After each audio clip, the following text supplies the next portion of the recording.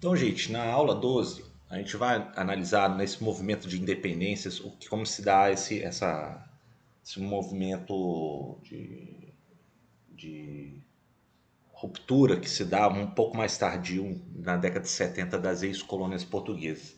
Eu vou me concentrar mais em Angola e Moçambique, mas é claro que, por exemplo, a Guiné-Bissau, que é junto ao Cabo Verde nesse sentido, teve até uma figura que foi muito influente, que foi o Almícar Cabral, né? E ele começou já a tentar articular o movimento com as ideias da independência e da metrópole portuguesa.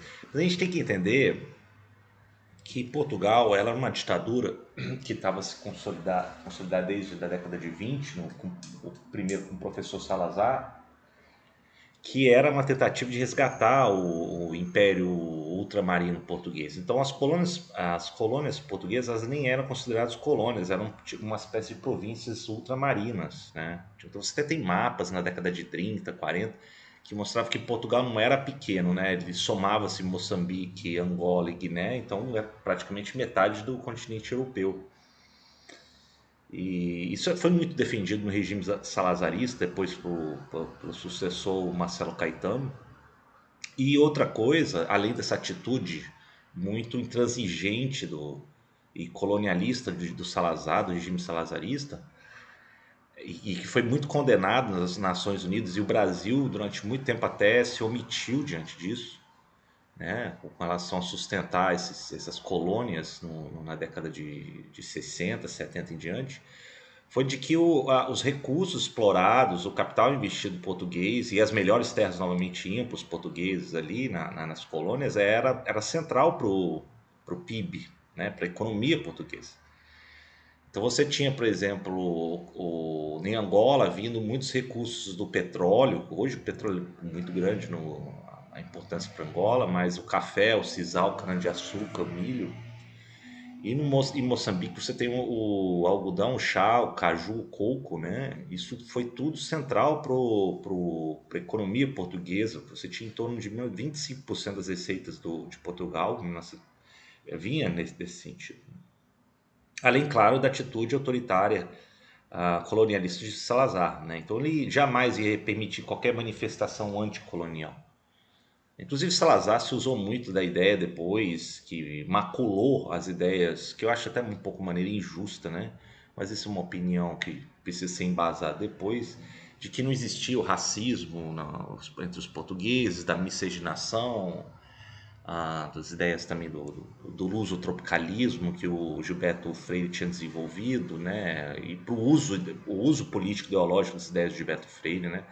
Que não é que creio que depois de ter estudado suas obras não na verdade não defende nenhuma espécie de racismo, mas enfim, isso aí é outro debate, né?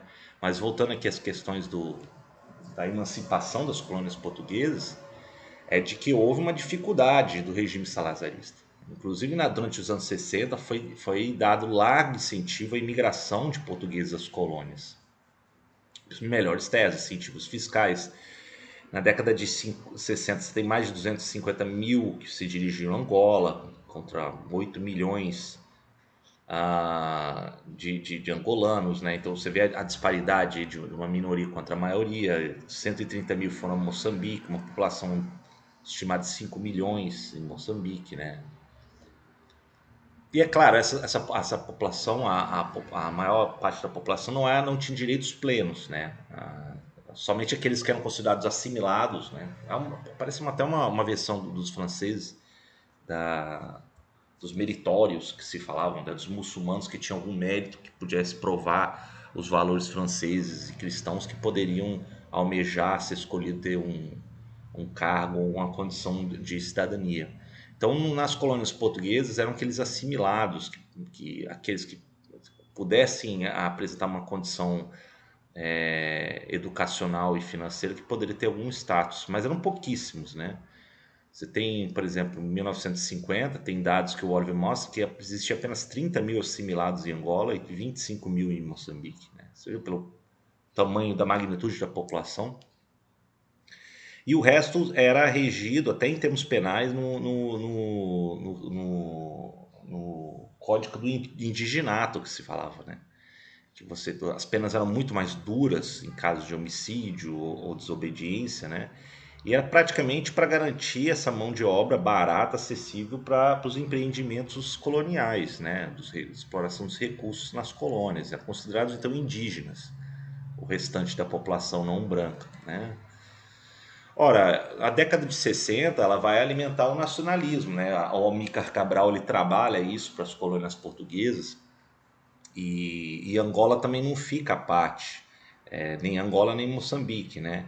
Então, já no final dos anos 60, você tem a articulação de um movimento de inspiração marxista, que até hoje está no poder em Angola, que vai ser o MPLA. É um movimento popular de libertação de Angola, o primeiro líder depois, que vai ser o primeiro líder angolano pós-independência, vai ser o Agostinho Neto, né, um engenheiro formado aí nas academias soviéticas, que tem um apoio soviético e principalmente cubano, tá? Os cubanos que se envolvem muito mais diretamente na guerra para manter o MPLA no poder. E nos anos 60, com as tropas portuguesas sendo mandadas, eles buscam exílio, né, num regime aliado em Congo-Brazzaville, não aquele Congo do Patrício Lumumba, é o Congo um pouco mais do que era o Congo francês, né, logo mais ao norte, ali na costa atlântica. E seu apoio étnico era muito mais em torno da região centro-litoral de Angola, entre os Mibundos, nessa região aqui, né, em torno do rio Kwanza, né, os Mibundos. Outro movimento era a união das populações de Angola, o PA, que em 62 eles se fundem num movimento um pouco maior, que vai ser FN lá, a Frente de Libertação de Angola, do Oden Roberto, que tinha um apoio mais do Zaire, né, do Mobutu. Então a base étnica dos Bakongos, que era a região deles, era um pouco mais da fronteira aqui com o Congo, que depois vira o Zaire em 65, do Mobutu Sese Seko. E Mobutu Sese Seko era um grande aliado dos Estados Unidos contra o comunismo, né? Então aqui você teve o primeiro momento da FNLA, que tinha uma base no Congo mesmo, não Brazzaville, né?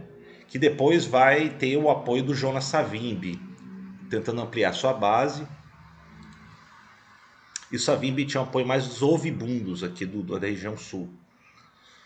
E o Savimbi, inicialmente, ele tinha tentado se aliar ao FNLA para tentar conseguir tomar o poder de Angola, né? Em cima da MPLA. Inclusive tem aqui foto depois do Savimbi dos seus partidários, né? E é interessante que depois eles rompem, o Savimbi ele rompe com a FNLA. Então você tem três movimentos, no norte a FNLA, né, dos Bakongos, com o Oden Roberto, que vai enfraquecer depois com o tempo, na década de 70. O MPLA, que tem uma forte base e o apoio cubano na região central. E a UNITA, né, que é um movimento que se desdobra com o Savimbi na região sul dos Ovibundos. E eles recebem depois apoio, inclusive, depois de 75, 74, do próprio governo sul-africano, né, que era o regime do Apartheid. E dizem que, perguntaram para o Savimbi o que ele achava disso, o regime segregacionista, ele fala, olha, se você está se afogando num rio cheio de crocodilo e alguém estende a sua mão, você não pergunta quem está estendendo a sua mão, né? Enfim. E aqui, então, até mostrei para vocês aqui uma foto das tropas da UNITA e a figura do Savimbi. Foi muito forte no interior, durante muitos anos alimentou uma guerra civil em Angola, tá? Nos anos 70, 80 e 90. E aí vem a Revolução dos Cravos, 74. Então, as Forças Armadas Portuguesas elas não aguentam mais, isso também vai acontecer em Moçambique e na Guiné. O envolvimento de dezenas de milhares de tropas portuguesas, uma guerra desgastante, o número de baixas é grande dos portugueses.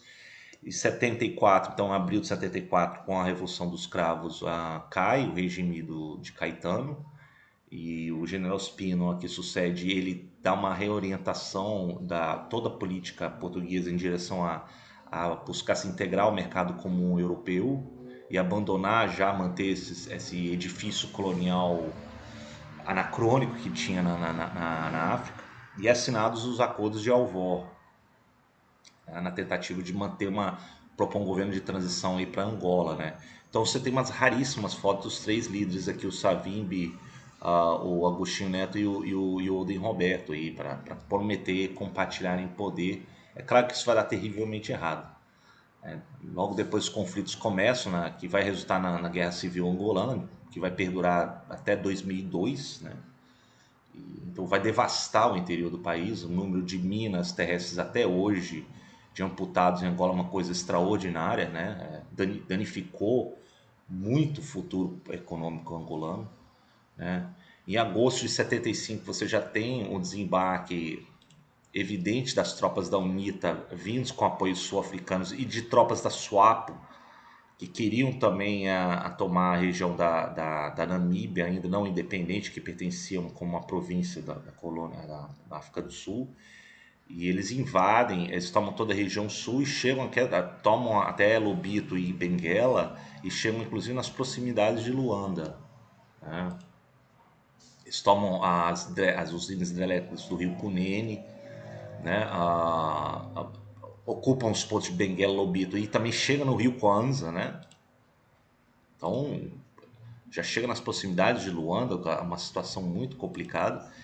E do norte vem a FNLA, né, que chegam inclusive via o norte nas proximidades de Luanda também, com apoio aí do Zaire e do Mobutu Sese Seko. Então praticamente a MPLA fica confinado em agosto e novembro de 1975 e eles declaram independência na capital Luanda. Nesse sentido, só foram salvos com o maciço apoio dos cubanos. O Fidel Castro manda uma ajuda significativa de engenheiros, médicos, artilharia, tanques, para construir a infraestrutura que a MPLA precisa. Então, praticamente foram os cubanos que salvaram a MPLA para resistir contra a UNITA e a FNLA, tá?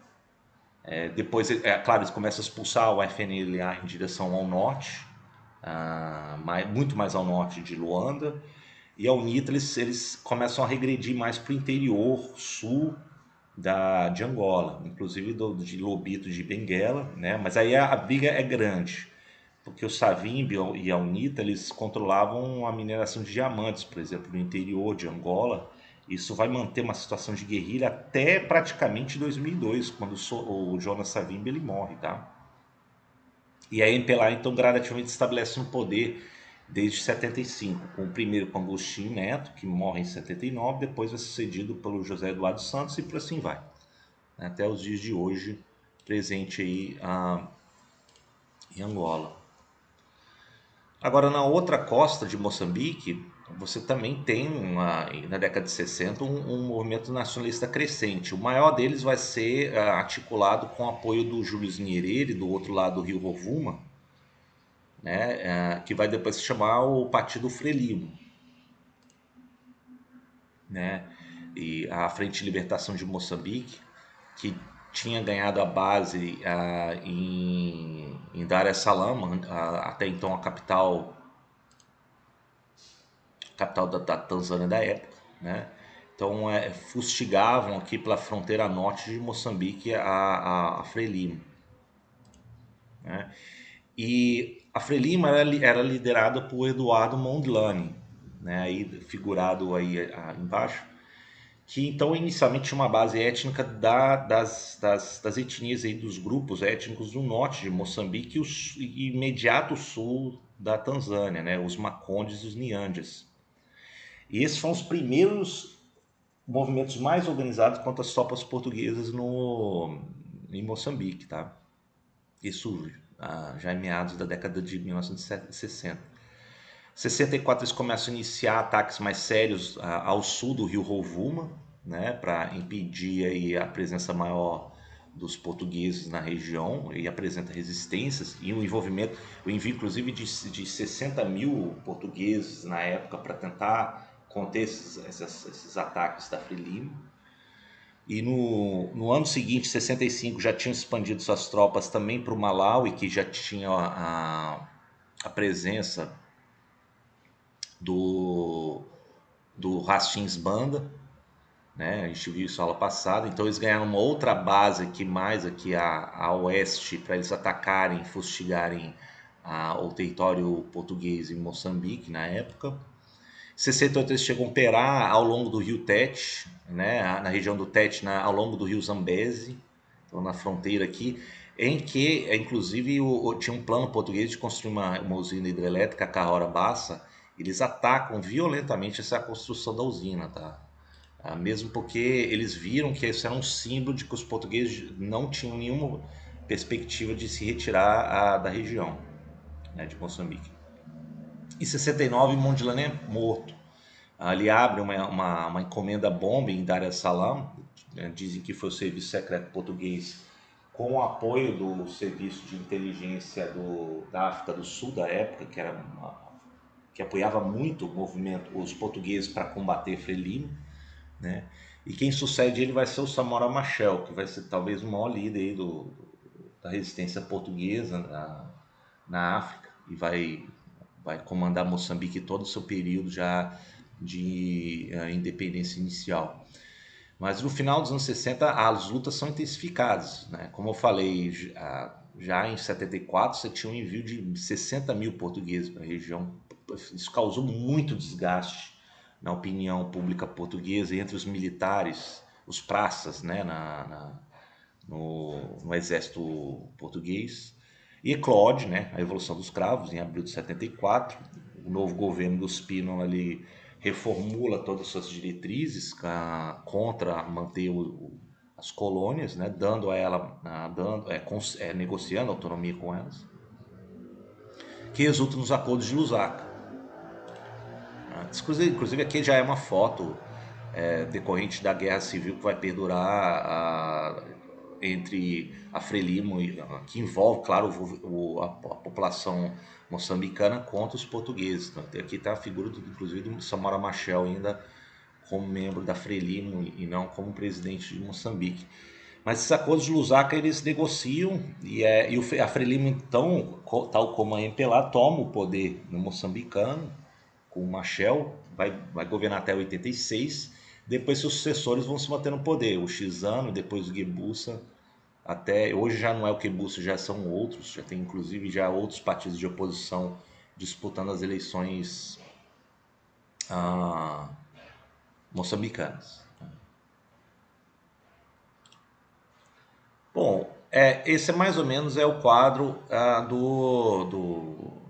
da emancipação da África portuguesa. Na verdade, eu só gostaria de analisar o fato. Isso eu me baseei muito no capítulo 19, se eu não me engano, do Oliver 19, aquele Africa Since 1800. A descrição tá aí embaixo no YouTube, tá? Os capítulos 9, infelizmente não tem a tradução pro português, mas é um excelente livro. Eu recomendo, se vocês quiserem, tem aí o link para vocês aí, né, embaixo para vocês lerem.